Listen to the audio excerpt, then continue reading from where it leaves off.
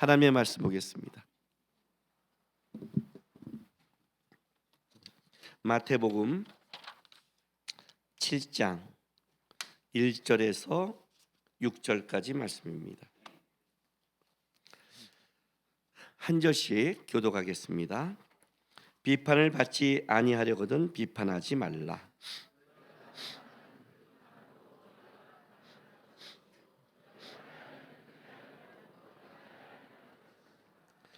어찌하여 형제의 눈 속에 있는 티는 보고 내 눈 속에 있는 들보는 깨닫지 못하느냐.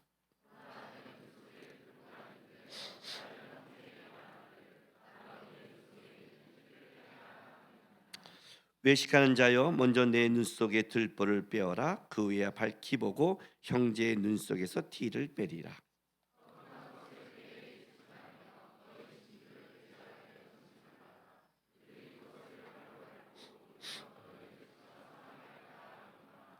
아멘.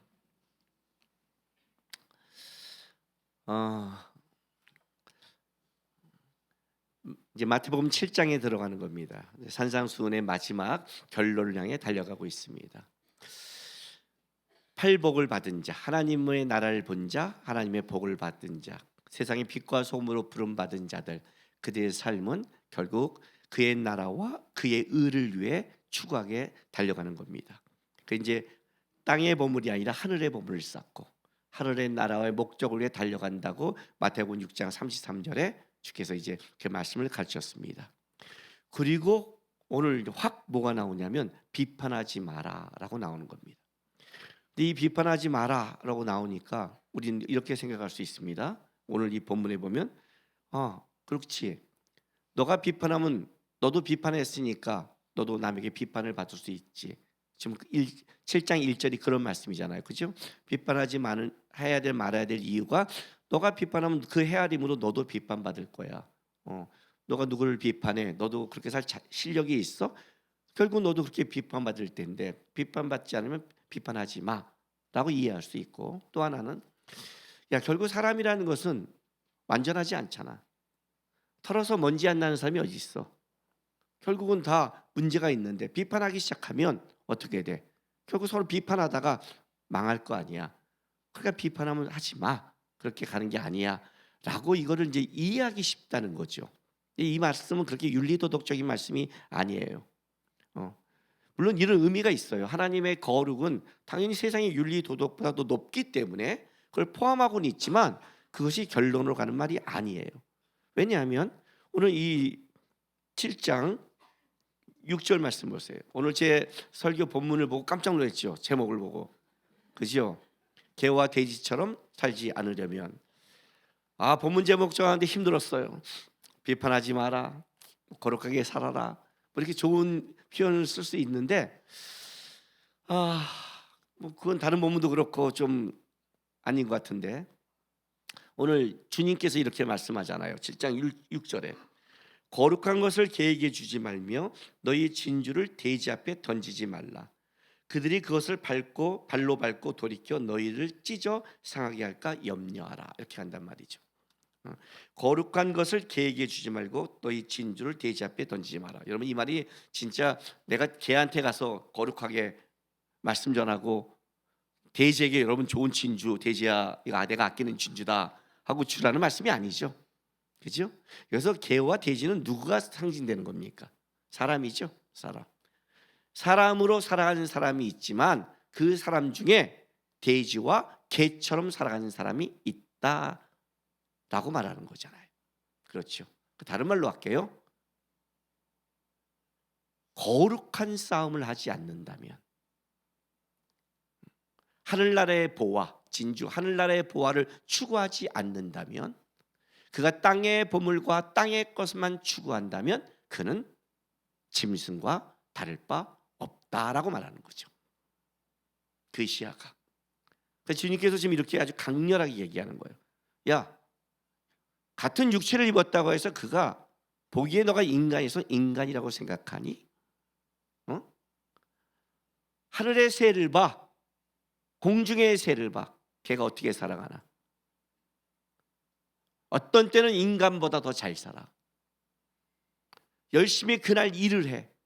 그 먹을 걸 위해 열심히 날아다녀. 그러나 너희 같지는 않아. 너희처럼은 안 살아. 너희처럼 욕심있게 쌓아두고 그걸 가지려고 죽이고 짐승보다 못하지 않아. 너희 염려가 뭘 만들어내는데 그게 진짜 사람답다고 생각하니? 지금 이런 얘기가 이 안에 포함되어 있는 거예요. 비판하지 마라 이 말이 단순하게 그래 사람끼리 사는데 비판 이런 윤리도덕을 넘어서 지금 이 말은 너희는 먼저 그의 나라와 그의 의를 구하라고 말씀하신 이후에 바로 예수님이 하는 말이 뭐냐면 비판받지 않으면 비판하지 말라는 건 결국 이 말은 뭐와 연결되어 있냐면 그의 나라와 그의 의를 구하려면 이렇게 하면 안 된다. 또 거룩한 삶을 살아내려면 이렇게 하면 안 된다.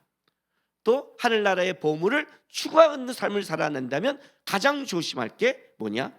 이거다라고 지금 이게 나오는 거예요. 좀 더 깊은 내용이 되는 거죠. 그죠? 그래서 마태복음 7장은요.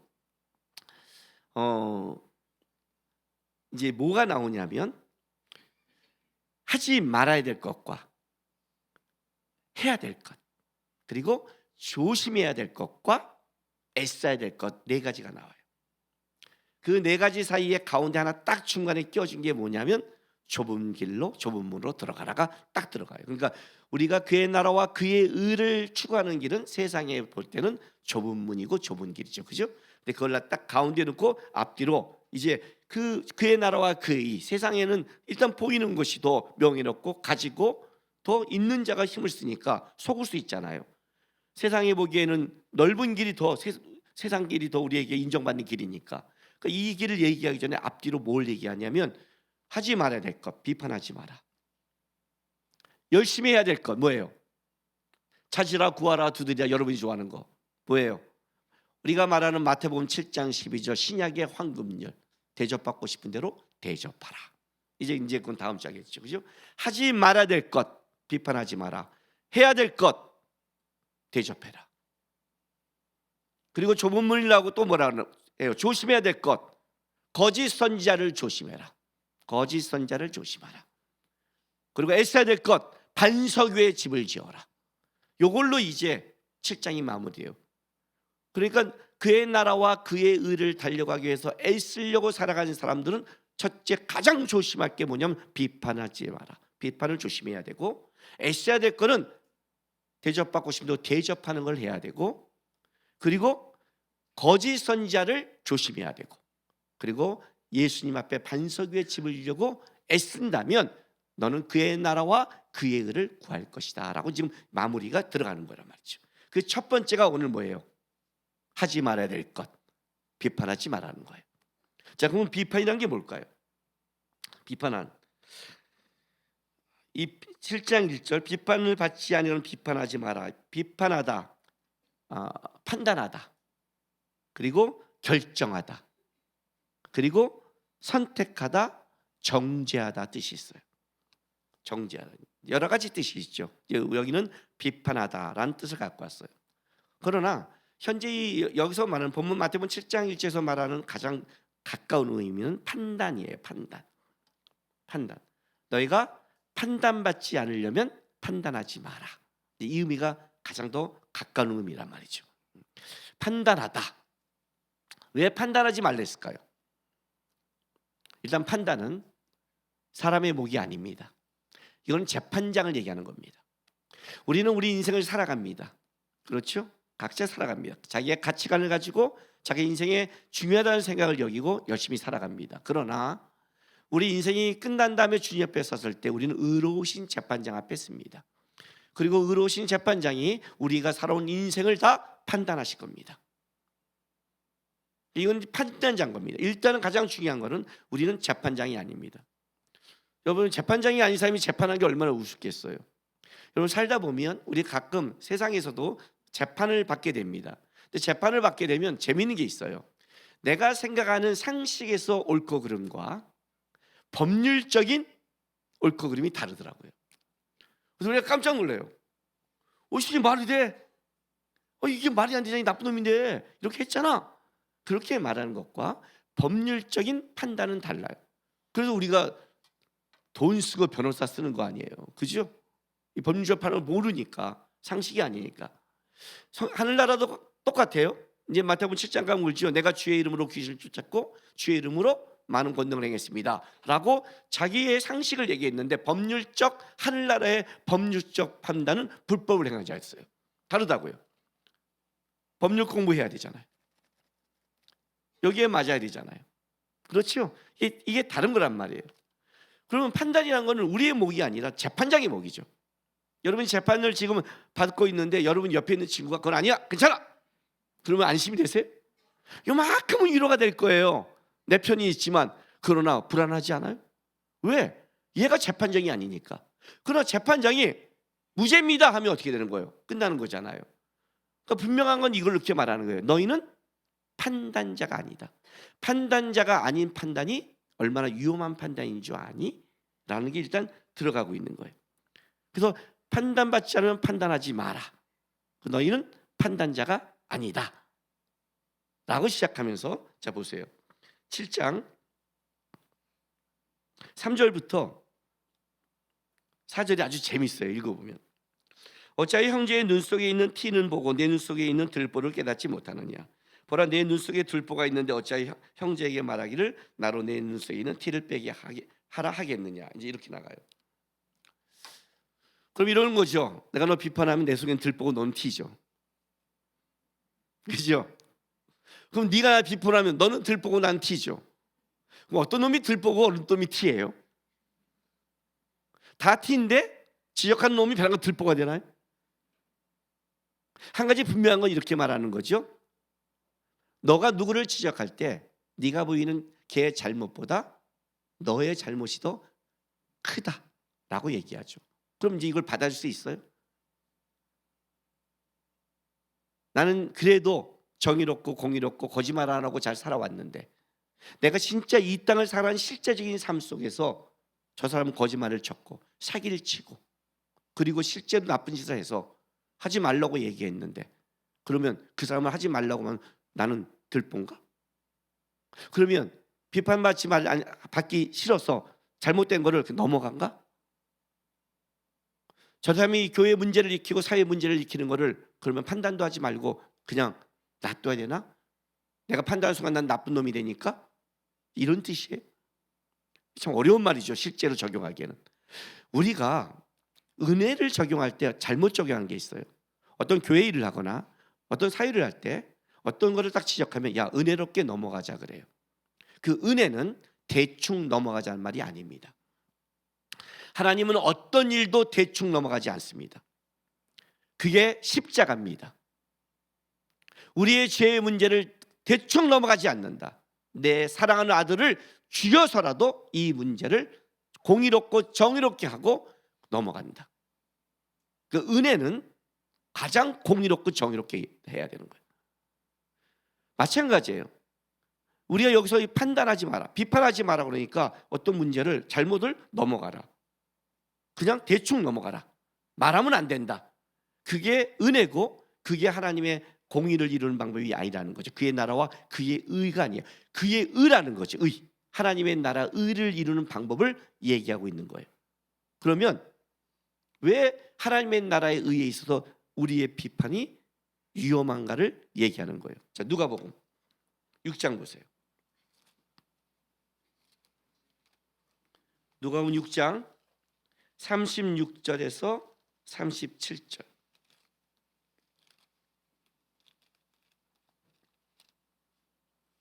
자, 누가복음 6장 37절에 이제 비판하지 말라 말이 나오는데 36절에 누가복음은 다른 말씀이 하나 더 딱 더 마태복음에 없는 말씀이 위에 하나 더 있어요. 보세요. 너희 아버지의 자비로우신 같이 너희도 자비로운 자가 되라. 비판하지 말라. 그리하면 너희가 비판을 받지 않을 것이요. 정죄하지 말라. 그리하면 너희가 정죄를 받지 않을 것이요. 용서하라. 그리하면 너희 용서를 받을 것이라 그래요. 여기 앞에 뭐가 들어가요? 36절에 너희 아버지의 자비로우신 같이 너희도 자비로운 자가 되라. 자, 우리가 어떤 걸 분명히 비판하고 어떤 걸 나갈 때 한 가지 명심할 게 있다는 거예요. 하나님의 자비로우심을 놓치지 말라는 거예요. 하나님의 자비로우심을 놓치는 순간 뭐가 돼요? 그 말은 옳고 그름에 불과한 거예요. 왜요?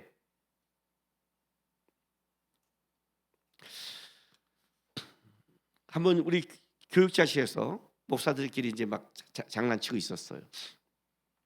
대한민국의 우리 주례교회 교육자실이 제일 재밌어요. 진짜 여러분 제일 재밌어요. 일단은 여러분 가장 적게 안 사람이 15년이잖아요. 부교육자 중에 박사님 목사도 작년에 왔지만 사실 15년 전부터 제가 알고 있었고 유라 사모도 우리 교회 청년이었다 간 사람이기 때문에 너무 오래된 사람이에요. 뭐 많게는 30년이 넘으니까 굉장히 오래된단 말이에요. 그래서 얼마나 친하겠어요.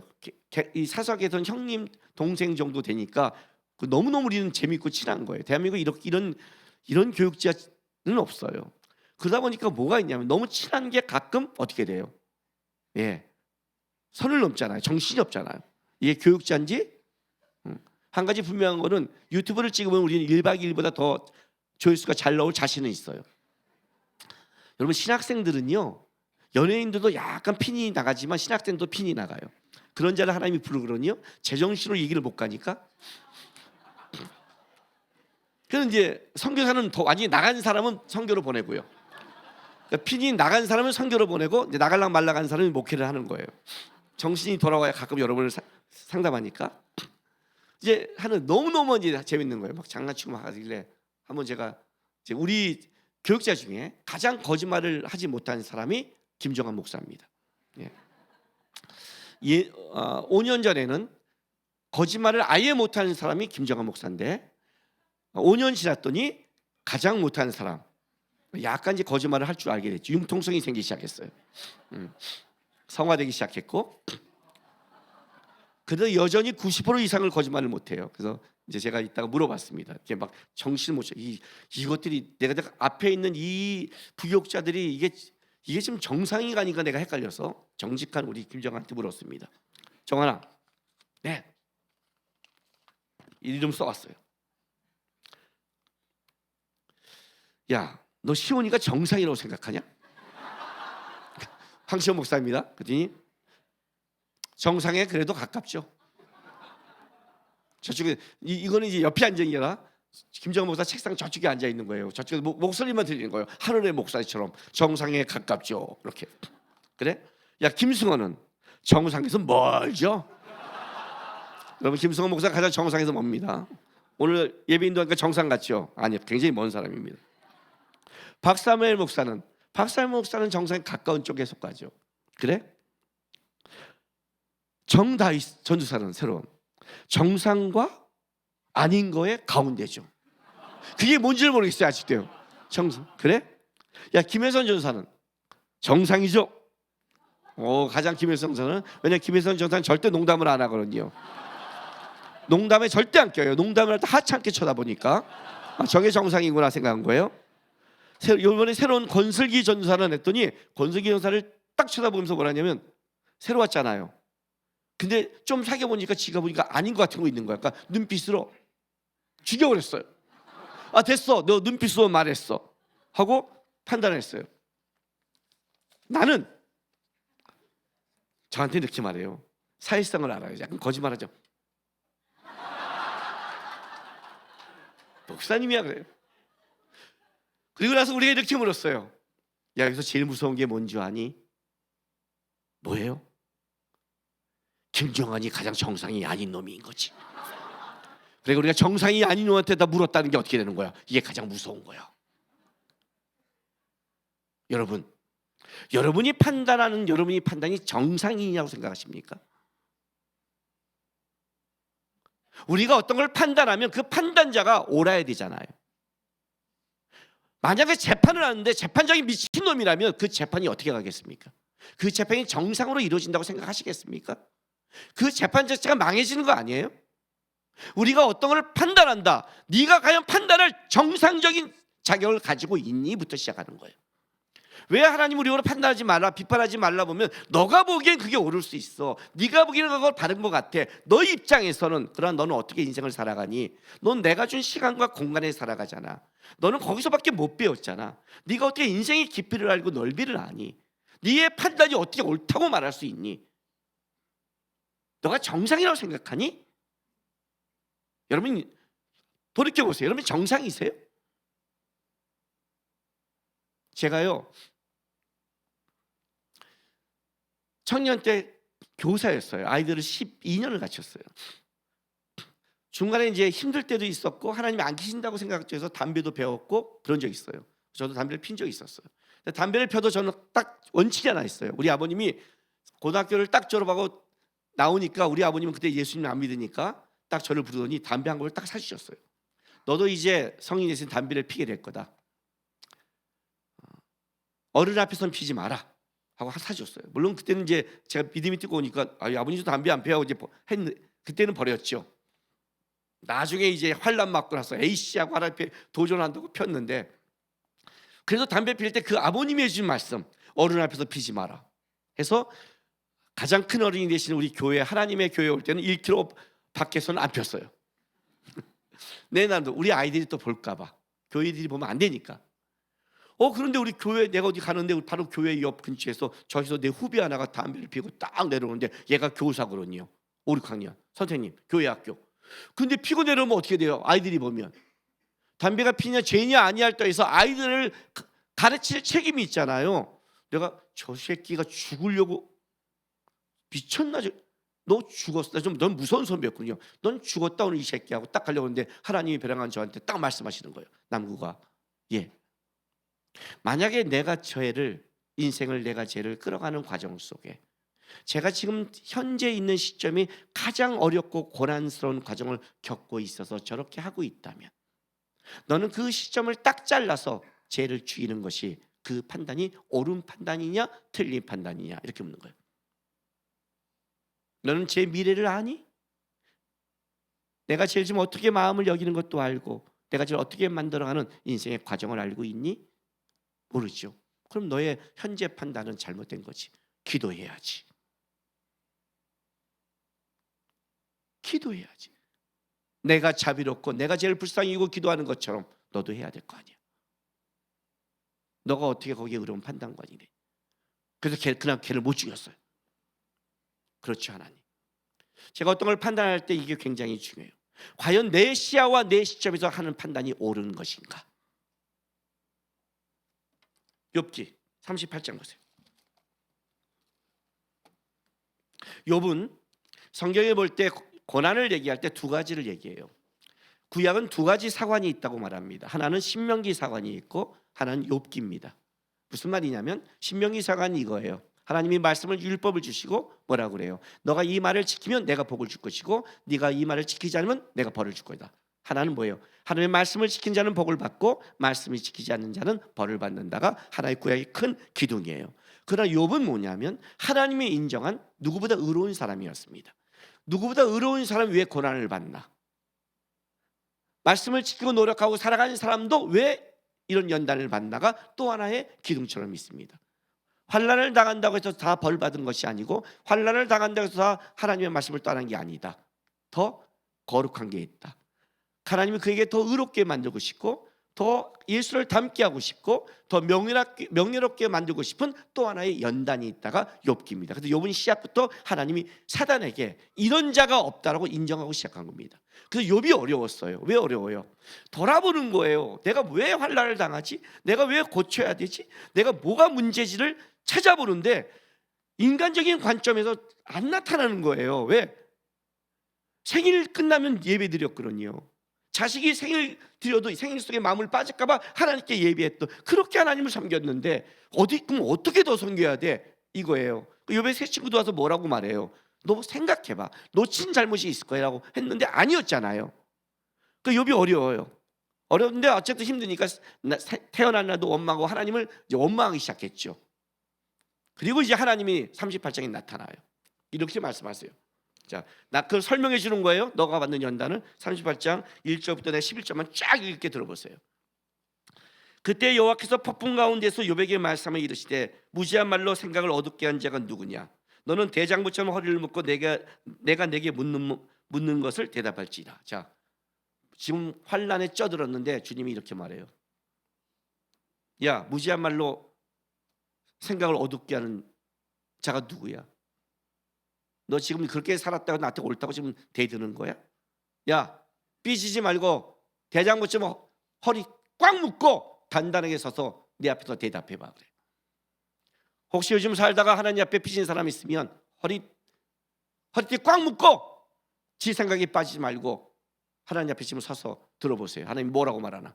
욥에게 이렇게 설명해요. 자, 4절부터 보세요. 내가 땅에 기초를 놓을 때 너 어디 있었느냐? 내가 깨달아 알고도 말할지자. 누가 그것의 도량을 정하였는지, 누가 그 줄을 그것을 위해 띄었는지 내가 아느냐? 그것의 주추는 무엇을 위해 세웠으며 그 모퉁이 돌은 누가 놓았느냐? 그때 새벽별들이 기뻐 노래하며 하나님의 아들들이 다 기뻐 소리를 지르느니라. 바다가 그 모태에 터져나올 때 문으로 그것을 가둔 자가 누구냐? 그때 내가 구름으로 그것을 만들고 흑암으로 그 강보를 만들고 한계를 정하여 뭇 빗장을 지르고 이르기를 내가 여기까지 오고 더 넘어가지 못하리니 내 높은 파도가 여기서 그칠지라 하였노라. 이게 무슨 말인지 아세요? 이렇게 말하는 거예요. 하나님, 제 인생은 왜 이렇습니까? 왜 이런 문제가 있습니까? 왜 악인들 속에 있습니까? 왜 이런 어려움을 겪습니까? 라고 했더니 하나님이 이렇게 말하는 거예요. 아주 지가 지 인생 속에 좀 어렵고 지가 생각하기에 열심히 했는데 왜 열심히 하는 사람보다 내가 더 힘들어? 이렇게 말한다는 거지. 그럼 내가 너한테 물어볼게. 내가 천지창조할 때 어떤 방법을 한 줄 알아? 대답해 보세요. 모르잖아, 우리요. 너 바다의 깊이와 바다를 정할 때 내가 왜 이렇게 정한 줄 알아? 왜 육지와 바다를 만든 줄 아니? 바람을 어떻게 부는 줄 알아? 이게 무슨 말이냐면 하나님이 천지창조할 때 막 말하는 거예요. 할 말이 욥이 무슨 말을 해요? 그죠? 하나님 되게 칠하게 말하잖아요. 그죠? 이렇게 말하는 거예요. 너가 하늘의 이치를 알고 땅의 이치를 알며 역사의 이치를 알고 있니? 내가 이 세상을 만든 이치를 알고 있고 끌어가는 이치를 알고 있니? 오늘 네가 어렵고 힘들다는 게 어떤 폭으로 만들지도 않니? 그게 그렇게 죽겠다고 말하니 살려주려고 만들었더니 놔둘까? 네가 좋아하는 대로 할까? 진짜 죽어. 그 고난이, 그 아픔이 뭘 만드는 줄 알아? 내가 너를 만들어낸 역사의 모든 걸 알고 있니? 이렇게 말하는 거야. 아무것도 모르면서. 그게 네가 하나님의 나라에 하나님이 왔을 때 어떤 폭으로 내가 만들지를 모르면서 어떻게 네가 뭘 안다고 당장 힘들고 어렵고 힘들다고 네가 어렵다고 어디서 불평하고 지랄이야. 이렇게 말하는 거예요. 너는 시간과 공간에 살아가잖아. 너가 느끼는 것만 느끼잖아. 네가 아프다는 것만 아프고 좋은 것만 좋잖아. 그게 어떻게 중심이 될 수 있니? 그게 어떻게 정상이니? 그게 어떻게 판단할 수 있는 근거가 될 수 있니? 두려워야지. 뭘? 거룩한 자가 있다는 것을, 판단자가 있다는 것을. 거룩이 뭔데요? 거룩이. 여러분, 거룩한 게 뭐예요? 여기 와서 이렇게 기도가 거룩해요? 예배하니까 거룩해요? 헛소리하지 마세요. 거룩은 주님을 닮아가는 거예요. 주님이 있다는 거예요. 그게 거룩이에요. 그러면 우리는 어떤 것도 그러면 하면 안 되네요. 그렇죠? 비판하지 말라니까, 판단하지 말라니까. 어떻게 해요? 인생을 어떻게 살아가요? 여러분, 분별과 비판은 다른 거예요. 성경에는 깨어 분별하라고 그래요. 이해가 되세요? 분별과 비판은 달라요. 이제 어떻게 다른지 설명해 줄게요. 분별은 진리가 밖에 있는 거예요. 무슨 말이냐면 내가 이게 맞아? 이 길로 가야 돼? 이 길로 가야 돼? 할 때 나에게는 그걸 볼 실력이 없는 거예요. 그럼 어떻게 돼요? 밖을 보는 거예요. 하나님 어떤 길입니까? 어디로 가야 내가 나빠지지 않습니까? 어디로 가야 내가 저렇게 짐승처럼 안 삽니까? 어디로 가야 내가 하나님이 원하는 길을 갈 수 있겠습니까? 그래서 하나님이 나에게 말하는 길을 쫓아가려고 보는 거예요. 그러니까 진리가 하나님께 있는 거예요. 거룩이 밖에 있는 거예요. 그러니 어떻게 해야 돼요? 나는 찾아가는 싸움을 하는 거죠. 자, 어떤 사람이 잘못했어요. 어떻게 해야 돼요? 저렇게 살면 안 되는 거예요. 갈라디아서 6장 1절.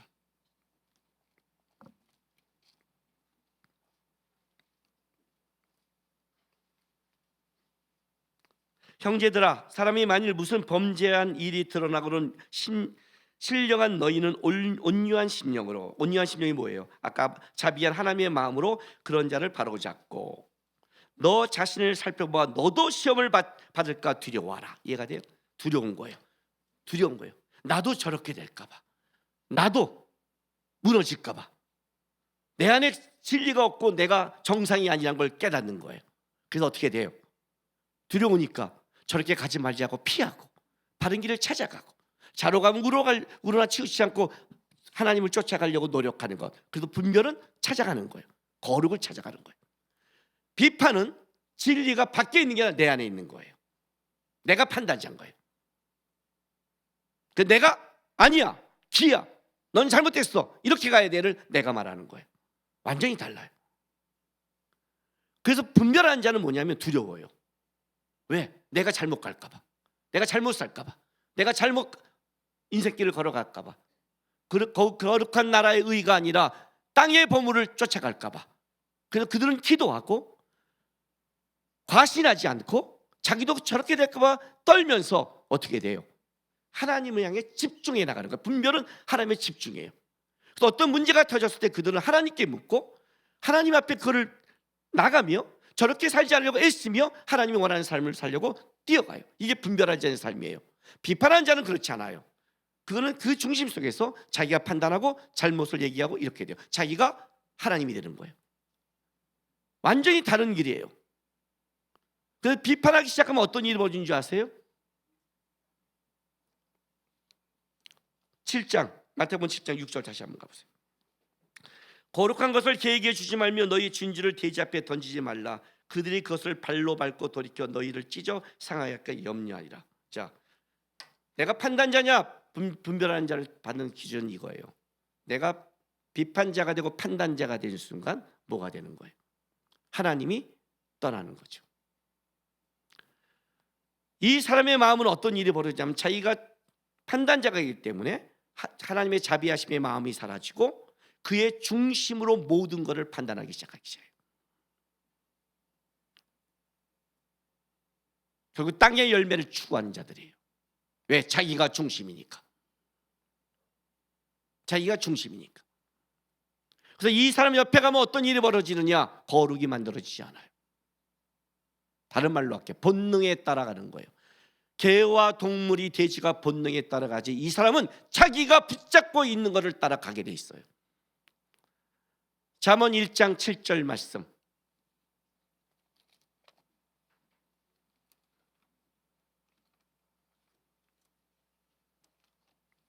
여호와를 경외하는 것이 지식의 근본이거늘 미련한 자는 지혜와 훈계를 멸시하느니라. 이들은 하나님의 지혜와 훈계를 멸시해요. 그렇게 말하는 분별해 주는 사람을 훈계와 지혜를 멸시해요. 왜? 자기가 중심이니까. 거룩을 쫓지 않으니까 어떻게 살아가요? 개와 돼지처럼 살아가는 거예요. 개와 돼지가 뭔데요? 본능에 따라 자기가 원하는 거에 따라 그렇게 살아가는 거예요. 짓고 싶은 대로 짓고 먹고 싶은 대로 먹고 자기가 따라가는 것. 무서운 삶을 살아간다고 그래요. 하나님도 그 안에 역사할 수 없는 미련한 자, 훈계를 듣지 않는 자, 자기가 원하는 걸 살아가는 자, 자기가 중심이 된 자. 이 사람은 어떤 사람의 말도 듣지 않아요. 왜? 두려움이 없으니까. 두려움이 사라지는 건 무서운 거예요. 거룩을 쫓는 자는 뭐예요? 내 안에 거룩이 없음을 알아요. 그럼 여러분 이런 경험하지 않아요? 누구 저거 잘못된 거 아니야 하면서 얘기하다가 우리가 좀 넘어가면 내 안에 그냥 뜨끔한 거, 괜히 뜨끔한 거 있잖아요. 분명히 어떤 분별을 해야 되는데 말은 해줘야 되는데 넘어가면 이거 내가 좀 이러다가 내가 혹시 하나님 이런 느낌 안 받아요? 이게 사라지면요 막말을 해요. 막 비판해요. 막 이야기해요. 걔가 막 짖듯이 어디 가서 다 비판하고 다니고 다 문제 있다고 그러고 다 가족이 문제고 누가 문제고 누가 문제고 누가 문제고 이렇게 얘기하고 다녀요. 왜? 두려움이 사라졌으니까. 두려움이 있는 자는요 어떤 거를 얘기할 때 분별할 때 진짜 조심스럽게. 여러분 목사님을 찾아와서 얘기할 때도 알아요. 딱 자기 걸 갖고 때 진짜 분별을 받고 싶은 애는 얘기가 달라요. 어떻게 하는 줄 아세요? 목사님 이렇게 하는데 이게 맞지 않나요? 배우려고 그러고 들으려고 그래요. 그런데 딱 비판하는 애는 딱 와서 뭐라고 하는지 알아요? 목사라고 오라? 목사님 이건 아니잖아요. 설명해 주세요. 왜 그러세요? 혓바닥을 그냥. 왜 결혼 전에 성관계 가지면 안 돼요? 이걸 어떻게 설명해야 되죠? 묻는 게 다르다니까요. 자기 걸 갖고 와서 얘기를 해요. 갖고 와서 싸우려고 한단 말이죠. 왜? 두려움이 없으니까. 이런 자는 어떻게 되냐? 거룩이 깨진다는 거예요. 그의 나라와 그의 의와 관계된 거예요. 혼전순결이냐 아니냐 옳냐 그냥 윤리도덕을 넘어서서 너의 인생은 하나님의 삶을 살아내야 된다. 하나님이 너에게 원하는 삶이 있다. 너는 거룩한 삶을 살아가는 거다. 이해가 됐어요? 그래서 가끔 내가 여기 우리 성도 집사님 중에 어떤 내가 권면할 때가 있어요. 그 권면이 그 사람이 다른 사람을 못하다가 아니에요. 더 나가야 되는데 멈출 때가 있어요. 더 나가야 되는데 나 이만큼 사니까 됐지. 그러면 그는 잘못된 인생을 살아가는 거죠. 그러면 거룩이 깨진다는 거예요. 거룩이 깨지고 하늘나라의 보화가 깨진 자는 어떻게 살아간다? 개와 짐승처럼 하나님을 놓친 자는 겉모습은 사람인데 그 속은 아니다라고 얘기하는 거예요. 무서운 거다 이거는. 그러니 너가 판단자가 되지 말아요. 이해가 돼요? 판단자가 되면 나타난 증상이 있어요. 첫째, 자신의 옳음을 증명하려고 그래요. 그래서 그 사람을 얘기하면 들으려고 안 하고 증명하려고 그래요. 내가 왜 그런지 알아요? 저는 이런 게 있어요. 이래요 나와요. 왜? 자기가 판단자니까. 두 번째는 이 사람은 두려움이 사라져요. 두려움이 사는 건 하나님과 권면자의 말에서 묵상하지 않아요. 이게 증상이에요. 화를 내요. 분노하기 시작해요. 왜 내가 옳은데 이렇게 말해? 자기의 옳음에 빠져요. 이게 비판, 판단자가 갖고 있는 또 하나예요. 두 번째는 이 판단은 남에게 갈 때는 이렇게 나오는데 자신에게 갈 때는 자신을 판단할 때는 뭘로 가냐면 죄책감으로 가요. 나는 왜 이렇게 살았지? 자기를 판단하는 거예요. 이 비판은 남에게만 한다고 생각하지 마세요. 판단은 남에게만 하는 게 아니에요. 자신을 또 판단해요. 그래서 자신을 판단해서 두 가지로 가요. 뭘로 가요? 죄책감으로 가요. 나는 할 수 없어. 난 못된 놈이야. 나는 이래. 내가 왜 이랬지? 우리는 우리를 판단할 수 없거든요. 사도 바울이 자신을 판단하지 않는다고 그랬죠. 왜? 우리는 그냥 부족한 자고 거룩하지 않는 자이기에 오늘도 주님을 붙잡는 싸움이 신앙의 싸움이니까. 이런 나를 부르신 주님, 이런 나를 아시는 주님, 나에게 거룩이 없기에 오늘도 거룩을 쫓겠습니다. 이랬는데 자기를 판단해요. 그리고 또 하나는 자기 의로 가요. 이 정도면 잘 살았어. 이 정도면 훌륭해. 자기가 자기를 판단해요. 여러분, 내가 훌륭하다, 내가 못 살았다는 이 다음에 주님 앞에 판단할 거예요. 사도 바울은 자기가 자신을 판단하잖아요. 옳다 인정하면 주 안에서 받을지라고 그래요. 신앙은 딱 한 가지예요. 나에게는 선한 게 없습니다. 나는 놔두면 개와 돼지처럼 될 수 있는 사람입니다. 이런 나를 불렀습니다. 주님, 그래서 나는 그의 나라와 그의 일을 쫓아가는데 나에게는 의가 없기에 오늘도 하나님의 의를 바라보며 분별하며 어떤 것이 아닌 길인지 어떤 것이 가는 길인지 두렵고 떨림으로 살아갑니다. 그게 신앙인 거예요. 이걸 놓치는 순간 우리는 내 중심으로 돌아가서 개와 돼지처럼 살 수 있다는 걸 기억하세요. 무서운 말씀이에요. 공중의 새를 봐라. 새도 너처럼 살지 않는다. 개도 너처럼 하지 않는다. 돼지도 너처럼 하지 않는다. 하나님의 거룩을 놓치면 개와 돼지처럼 될 수 있다. 거룩을 붙잡아라. 그러면 하나님의 의와 하나님의 나라와 거룩이 임해서 하나님 보시기에 성도답고 아름다운 인생을 살아갈 수 있을 것이다. 그의 나라와 그의 의를 위해 하나님의 재판장 이 다음에 그분을 바라보면서 오늘의 삶을 분별하며 거룩을 쫓아가고 거룩을 따라가서 하나님의 거룩한 성도가 되시기를 바랍니다.